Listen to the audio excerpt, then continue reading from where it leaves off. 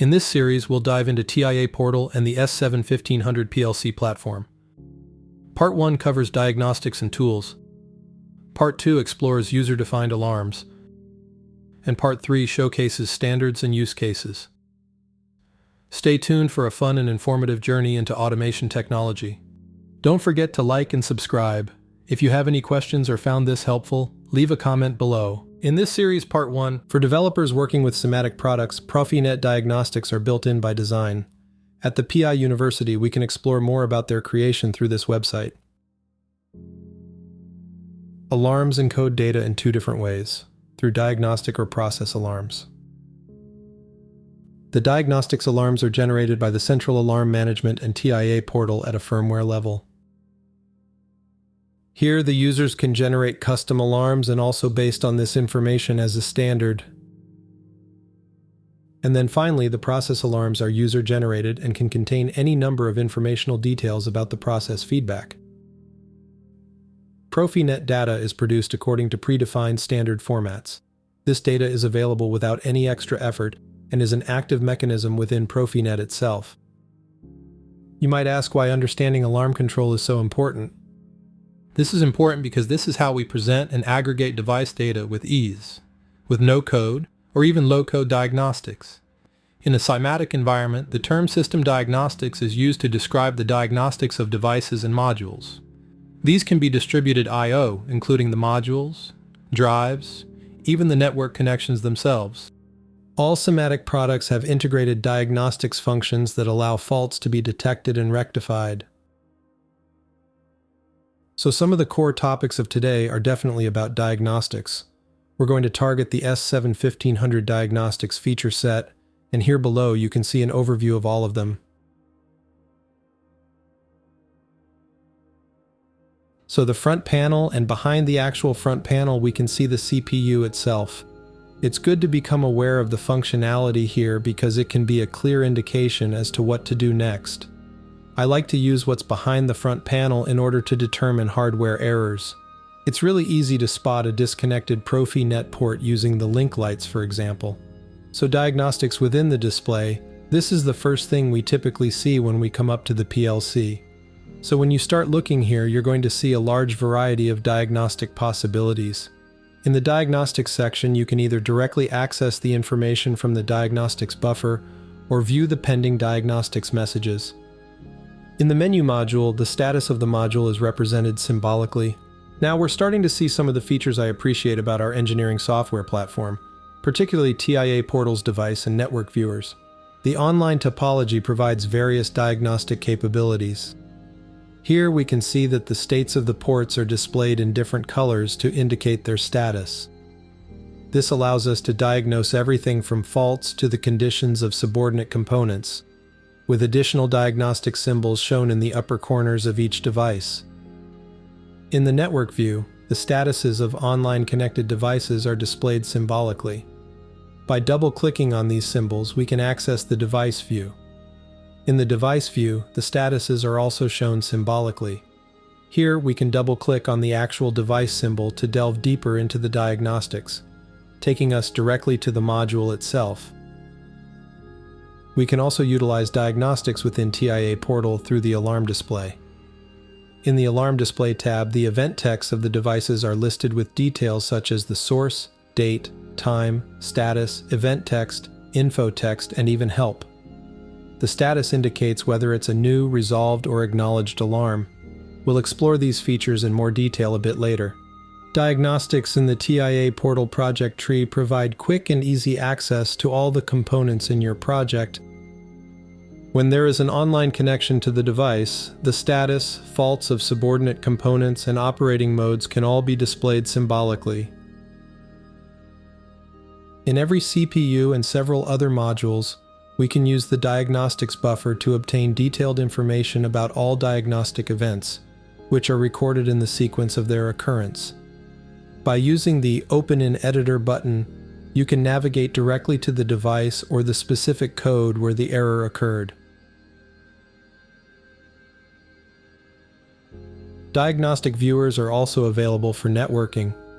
You can find connection information for the devices in the connection tables or under the various connection resources listed in the connection information section, located in the inspector window.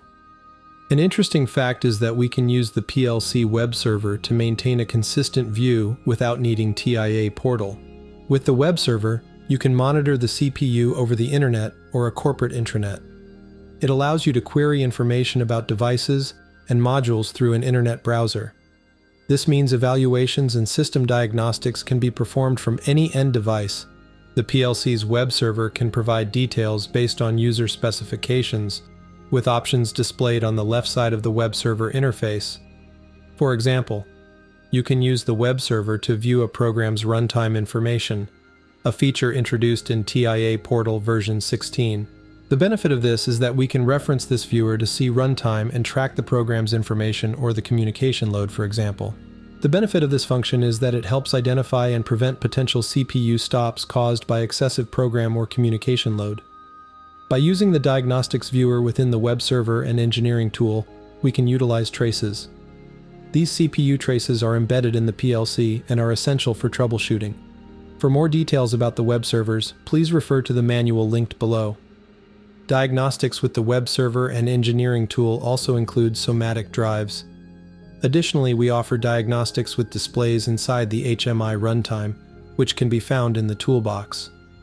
These tools are used for displaying Profinet I/O system diagnostics, along with the alarm viewer located at the bottom. As an extension, we can create user diagnostic alarms. For instance, the Generate User Message block can be used in the S7-1200 or S7-1500. These alarms can be entered into the diagnostics buffer and configured as incoming or outgoing. Additionally, we'll be including the Program Alarm block in today's session. ProDiag can be used for efficient fault diagnostics, offering automatic generation of monitoring with clear information on error states, causes, and solutions. These are provided in plain text messages and the code viewer. Messages can be programmed in 3 different languages on the PLC itself. However, a paper license is required. You can also use a trial version for up to 25 alarms. More information about these can be found in the web links below the documentation here. Alright, and then we can create user diagnostics alarms based on organizational blocks. We have different organizational blocks for different alarm types. Users can program actions to be executed when the alarms occur. For example, diagnostic system blocks such as getDiag or getName can be called. Again, we will not run through these examples today, but just to make you aware, they are here. Last but not least, we always like to offer diagnostic viewers that are free of charge. Profinet Basics, a free tool, can be used to support analysis of the configured Profinet networks. I suggest this for plant personnel who may or may not have copies of TIA Portal readily available. It supports operators of automation systems with automated acquisition of Profinet data from the components used. Connecting online with the PLC allows you to view detailed Profinet information for each component individually.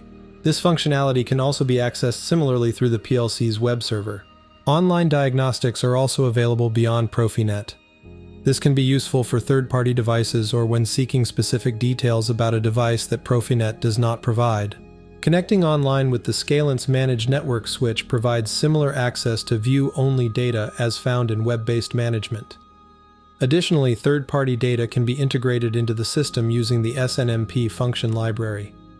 I actually have a managed switch. I'm going to review some of the little diagnostic things we showed briefly in the slides, and then I'm going to show you some cool features about our managed switches.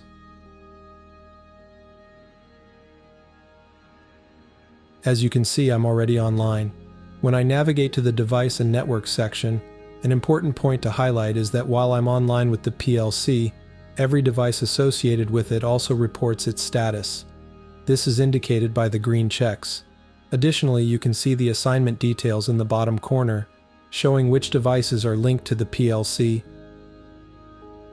I often like to highlight the Connections tab when it comes to troubleshooting. When you're online with a PLC, you'll notice objects populating at the bottom. These represent connection information that we can inspect using TIA Portal. In the Diagnostics tab of the viewer at the bottom, you can access the connection information, and that's what you're seeing here. Objects as they are represented, you can see the details will update. And then I can also go down and check the connection address details where I can see things like port numbers, IP addresses, and on top of that, I can see who's the active establisher, who's the one that's supposed to be doing the listening. This is a fantastic tool, and I want to highlight that you can view OPC UA connections here, as well as your open user communications. I think it's a great hotspot to visit if you're experiencing suspected network-related issues. For example, if your open user communication block isn't connecting and you encounter an error, instead of looking up the error in the manual, you can easily come here to view the connection details directly. Understanding what's going wrong isn't as crucial at the moment as deciphering the error is now in plain text. Here in the Connection Information tab, note that each tab is click dependent. So as I click on the PLC, I get a whole different viewer, and this is the connection information about the PLC itself. So as you have programmers asking you, hey, how many TCP connections can I do? How many am I currently using? This is the place you want to come to, and you do need to be online with the PLC to be able to resolve this. In this next section, we'll dive into Profinet and SNMP protocols. If you're not familiar with SNMP, don't worry. I'll explain everything clearly, and it'll all make sense soon. Profinet excels at extracting detailed information from various devices and efficiently reporting it back to the PLC. With Profinet, you can access the managed connection and view detailed information about devices, such as this switch. When I go online with the switch using Profinet, I can see each individual port and identify the connected devices. For instance, this is my field PG, and here is another connection for the ET200SP, Remote I/O. With Profinet, I can resolve device names and retrieve partner names, which is incredibly useful for identifying connections. For instance, if I need to disconnect something but the wires aren't labeled, I can easily identify and resolve the connections here. Profinet relies on other well-established protocols to gather this level of detail. I think Profinet is fantastic. There's another useful, somewhat hidden tool. If you go offline with the PLC and select the switch instead, I want to highlight that I'll perform an extended online connection. This will allow me to reconfigure and demonstrate how everything is set up. You'll notice a new pop-up that might look unfamiliar. It doesn't resemble the traditional online view, but the key point here is that we'll use SNMP, a straightforward protocol, to retrieve diagnostics from devices like switches. So let's go ahead and do that. SNMP can also be used for third-party devices. It's a protocol that's been around for nearly 30 years. Today we'll use it to view a subset of the diagnostics that Profinet already gathers. This approach provides us with a lot of detailed information. I'll select the PGPC interface to examine a real switch. The different versions you'll encounter are typically V1, the original version, and V2, which requires a community string. Version 3 adds encryption and security features. That's the main difference between the versions listed here. By choosing V3, I can use a username and password for authentication instead of a community string. Additionally, version 3 offers the option to use certificates, providing the latest security features. Today, however, we'll focus on V2C, which remains widely used by many devices. Now I'll click Connect. Then select Go Online. Watch the bottom right as we go online. I'll close this Diagnostics window for Profinet, and you'll see various other data subsets appear. By navigating through them, I can access and review the log table directly from the device. Traditionally, you'd need the username and password for the switch's web-based manager to access this information. However, in TIA Portal, I can pull it in directly. Note that this data is read-only. I can't write configurations here unless I perform a download through TIA Portal. However, this method provides an easy way to check configurations or view the log table. Sometimes that's all you need, and it saves you a few steps. In a nutshell, these are some of the diagnostics you can access through TIA Portal. I've pre-configured the web server and enabled all its features so we can see everything in action. Right off the bat, I like to highlight this page added in version 16. Previously, we had to use a runtime information instruction to retrieve details like cycle time and communication load. Now these details are available directly within the web server. You can easily turn on this feature and monitor it any time. The topology view provides a photorealistic representation of the switch, allowing you to see the ports and identify connected devices. In the past, I've printed this out upon project completion. It helps maintain thorough documentation on multiple levels. Regarding communication, you're now viewing the same detailed information directly in the web server. Here are the connection resources and you can see the connection status. I'm currently connected through both the web and the engineering station. Lastly, I clicked on the user-defined web page, but I don't have one to show right now.